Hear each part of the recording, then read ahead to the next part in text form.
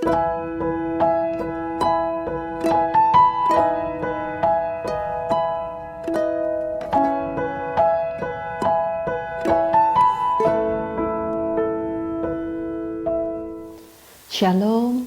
saya Ibu NN, saya berusia 43 tahun, saya sudah menikah dengan suami saya sekitar 17 tahun, dikaruniai seorang putra yang saat ini berusia 15 tahun. Usia perkawinan saya selama kurang lebih 12 tahun. Di dalam 12 tahun pernikahan saya berjalan dengan cukup bagus, cukup harmonis.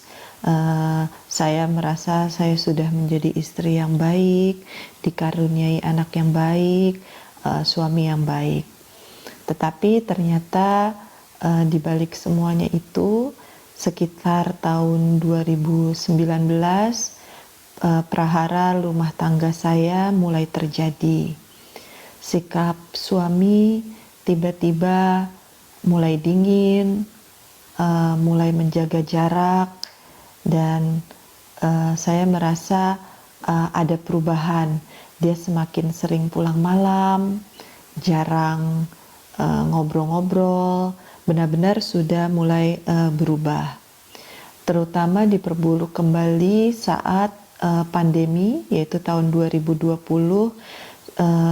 Saya semakin melihat perubahan yang terjadi pada diri suami saya, karena kita semakin sering menghabiskan waktu di rumah. Jadi hal itu menimbulkan pertengkaran-pertengkaran, percecokan-percecokan, karena saya merasa suami semakin gampang tersinggung, mudah marah, kata-katanya semakin kasar, meskipun suami tidak pernah melakukan kekerasan fisik terhadap saya ataupun anak-anak. Kejadian kemudian berlarut-larut hingga di tahun 2021 saya menerima email dari seorang wanita yang mengatakan, saya ingin bicara ini tentang suami kamu. Kemudian saya menanyakan hal ini kepada suami, dan suami menyampaikan bahwa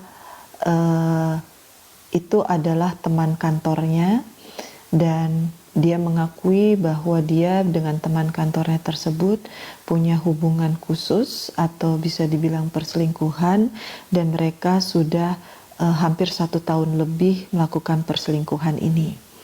Wanita ini ternyata sudah bercerai dengan suaminya, sepertinya di tahun 2019 juga. Jadi di masa-masa proses perceraian wanita tersebut sepertinya sering curhat dengan suami saya, sehingga mereka semakin dekat dan semakin dekat. Perlu diketahui juga, saya adalah seorang istri yang dulunya cukup dominan.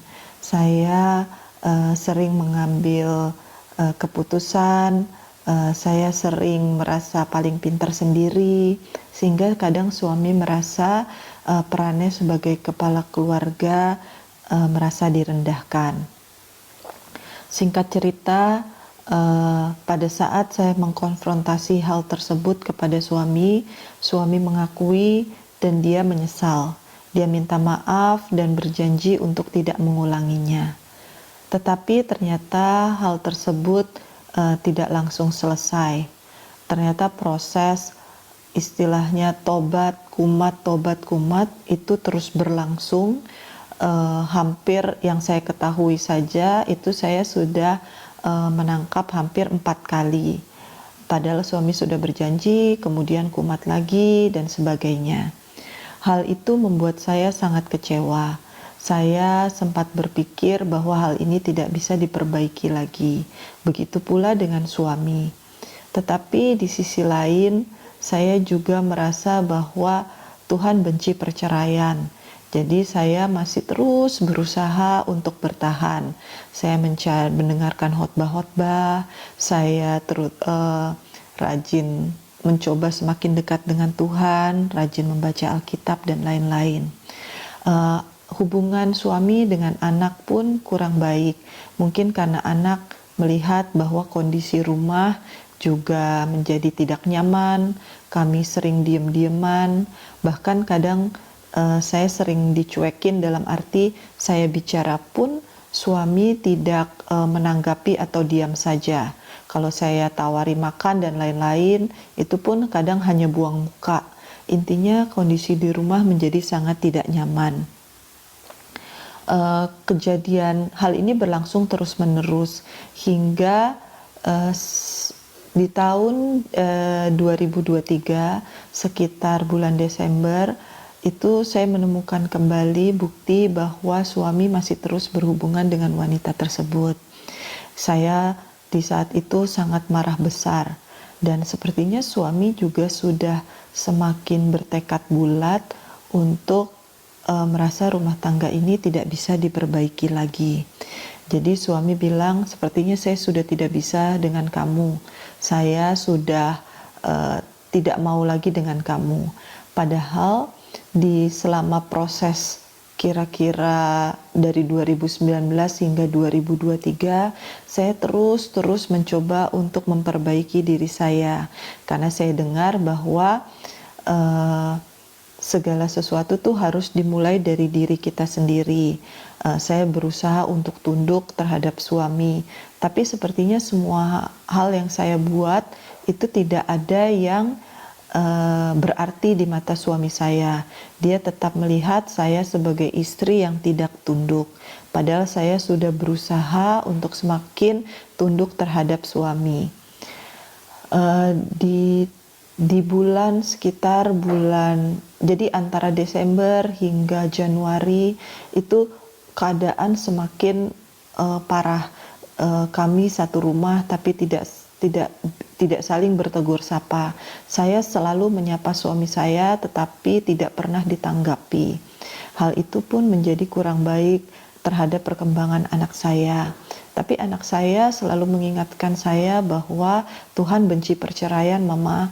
Saya tidak mau Mama dan Papa bercerai. Meskipun anak saya dengan papanya hubungannya juga menjadi kurang baik.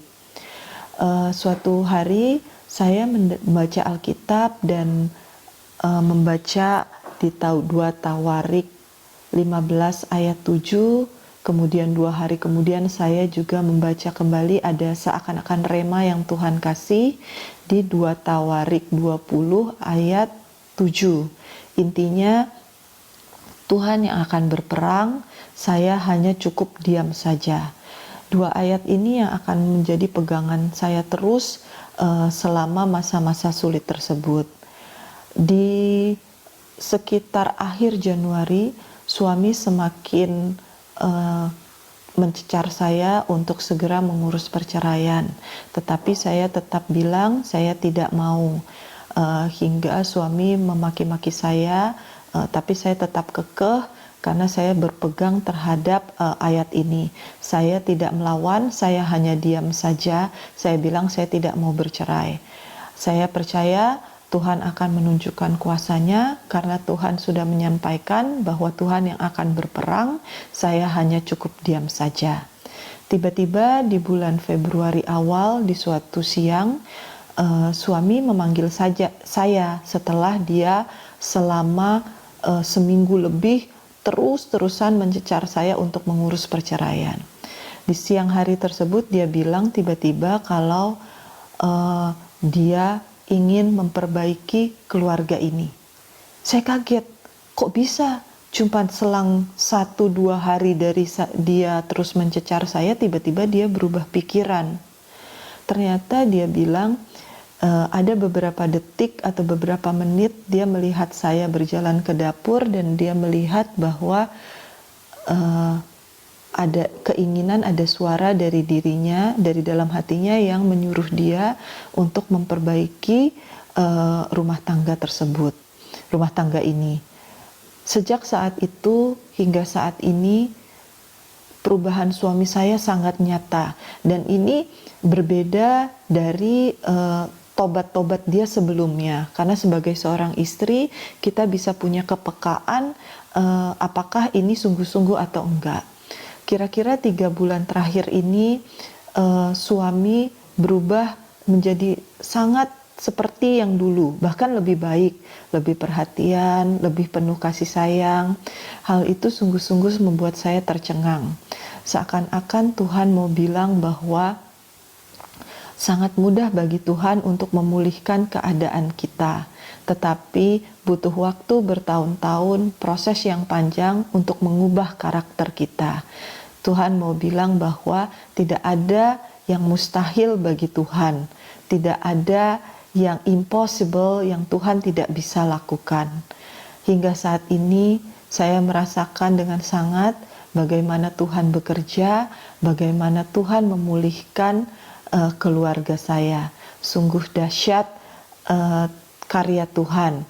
Tuhan ingin menunjukkan kuasa-Nya. Tuhan ingin menunjukkan bahwa Tuhan tidak butuh bantuan kita untuk menyelesaikan masalah kita. Yang Tuhan minta hanyalah kita untuk taat, hanyalah Tuhan minta kita untuk tetap percaya apapun yang terjadi.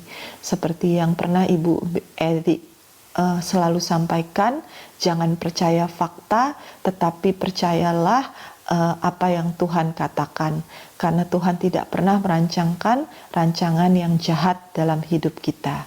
Demikianlah kesaksian saya bagaimana Tuhan sungguh luar biasa di masa-masa badai hidup saya. Terima kasih. Shalom. Terpuji nama Tuhan. Silakan Bu NN bisa dibuka mute-nya. Ya, shalom Pak Frans. Shalom. Ini suaranya lebih semangat daripada waktu direkam ya. Ya. Baik. Congratulations, selamat buat pemulihan keluarganya ya. Dan sederhana sekali ya, Tuhan bisa ngomong tadi kan suami bisa berubah itu karena mendengar suara begitu ya. Bahwa harus mengalami perubahan. Betul begitu ya Bu ya?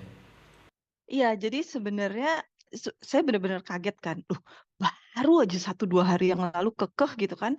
Tiba-tiba ngomong seperti itu. Saya sampai, "Hah? Apa?" gitu. Saya pikir waktu diajak ngomong tuh mau ngomongin proses pisahnya mau bagaimana dan lain-lain gitu kan. Sampai saya nanya, Apa? Gimana?" gitu. Saya sampai reconfirm gitu kan, Pak Frans. Ternyata kata dia, ya memang cuman seperti itu aja, sekonyong-konyong gitu. Dia bilang, sehari sebelumnya dia dengar anak saya lagi belajar, pasang lagu rohani.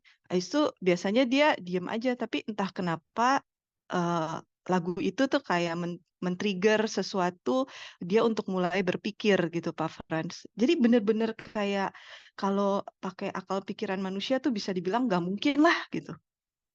Tapi bagi Iya. Tuhan tuh nggak ada yang mustahil gitu. Itu yang amaze, yang mengagumkan gitu dengan Tuhan kita. Yes, tepuk tangan lagi, tepuk tangan lagi. Hanya seperti membalikkan telapak tangan ya buat Tuhan ya untuk menolong ya. Tapi Betul. katanya pertanyaannya gini, kenapa kok masih banyak yang belum selesai, prosesku kok masih panjang begini? Ya, masing-masing ada ini ya. Ada apa namanya? Masanya, ada waktunya. Betul begitu ya Bu NN ya. Penantiannya berapa lama berarti? Ini penantiannya jawaban doanya berapa lama? Berarti hampir 5 tahun lah Pak Frans. Oh iya lumayan sih 5 tahun. Iya. 5 tahun ya. Oke lumayan, puji Tuhan. Tapi ada yang belasan tahun kok, tenang aja Bu, ada yang belasan tahun. Iya. Oke, baik. Nah, Tapi itu kalau boleh menambahkan Pak Frans, silakan. sedikit yang saya mau share juga atau bagikan adalah memang pemulihan ini tuh kayak benar-benar bonus yang luar biasa. Tapi hal yang benar-benar mengena di hati saya itu adalah perjalanan 5 tahun ini tuh saya Kristen dari kecil gitu ya, tapi 5 tahun terakhir ini tuh benar-benar mengalami Tuhan dan itu kayak benar-benar hal yang indah banget gitu. Istilahnya kalau mau ditanya, "Kalau diulang kamu pengen ini kejadian atau enggak?" Kalau saya bisa pilih, nggak apa-apa kejadian. Karena melalui pengalaman ini saya benar-benar mengalami Tuhan yang dulu saya cuman dengar orang atau cuman baca. Sekarang saya benar-benar mengalami gitu, Pak Frans. Wah, luar biasa ya. Bukan lagi dari apa kata orang tuh, tepuk tangan Ibu Gembala sampai tepuk tangan katanya gitu. Haleluya. Jadi jangan cuma dengar kesaksian orang gitu ya. Jangan cuma Iya, ya dengar orang lain yang ngomong, tapi ngalamin sendiri. Ya, ngalamin sendiri. Tapi memang kok orang Kristen tuh harus kok ngalamin yang begini-begini ya, supaya benar-benar bisa ngalamin Tuhan. Karena kalau yang datar-datar katanya, datar-datar hidupnya gitu, malah kayaknya malah tambah nggak butuh Tuhan tuh. Ada yang begitu tuh. Ya, ada yang begitu. Baik, sekarang tentang ini, selain hubungan rumah tangga ya yang dipulihkan, tentunya berkat tercurah. Biasanya kalau ada apa namanya pemulihan keluarga itu disertai juga dengan pemulihan berkat secara finansial atau ekonomi, begitu terjadi? iya. Jadi gini Pak Frans, saya kan memang dari awal lulus kuliah sampai sekarang tuh selalu bekerja gitu ya. Nah, di masa-masa proses saya diproses Tuhan 5 tahun terakhir gitu, seharusnya saya tuh nggak bisa bekerja dengan baik karena kebetulan ada sepupu saya juga mengalami hal yang sama, dia nggak bisa bekerja sampai akhirnya diberhentikan karena dianggap tidak perform. Nah, itu yang saya bilang mengalami Tuhan itu akal pikiran tuh harusnya saya nggak bisa kerja gitu ya. Tapi ini hebatnya, saya justru bahkan di akhir tahun kemarin banyak bonus-bonus yang Tuhan kasih. Selama saya bekerja itu bahkan saya bisa dapat salah satu, top performer gitu.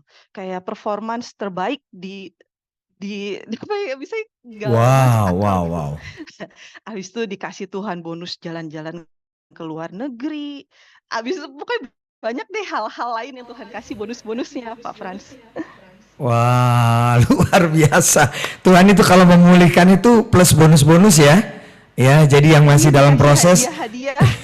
Nah, jadi yang masih dalam proses sabar aja, nanti bonusnya lebih gede ya. Bonusnya lebih luar biasa. Katanya kalau mau mujizat besar, masalahnya harus besar. Kalau mujizatnya apa masalahnya kecil, mujizatnya kecil, katanya begitu ya. Katanya. Tapi ya memang yang dirasakan oleh Ibu NN juga seperti itu ya, bahwa ketika keluarga dipulihkan, malah bonus-bonusnya luar biasa ya, diberkati. Nah, untuk yang terakhir, buat teman-teman di sini yang punya pengalaman ya yang mirip-mirip dengan Ibu NN, pesannya apa? Singkat, padat, harus ngapain? Silahkan Bu NN. Ya, kalau saya boleh share, yang pertama itu adalah kita sabar. Itu hal 5 tahun ini yang Tuhan proses untuk saya adalah belajar sabar. Dan ternyata itu susah banget gitu ya, yang namanya sabar. Yang kedua, itu adalah itu bener yang sering Bu Eli ngomong, "Nggak usah percaya fakta, pegang aja Tuhan ngomong apa." Pokoknya nggak peduli fakta mau ngomong ancur-ancuran, tapi kalau Tuhan bilang, "Aku yang akan berperang," dia akan berperang. Jadi udah pegang aja sampai akhir, itu sih Pak Frans. Yes, haleluya, tepuk tangan dulu, tepuk tangan. Jadi nancep juga ya. Ada yang Ibu Eli sampaikan tuh nancep ya. Jangan percaya fakta, jangan percaya fakta, begitu ya. Nah, oke. Terima kasih Bu NN buat kesaksian yang luar biasa. Ya, sangat memberkati kita semua. Dan teruslah bertumbuh bersama PD Victory untuk boleh juga jadi berkat buat banyak orang.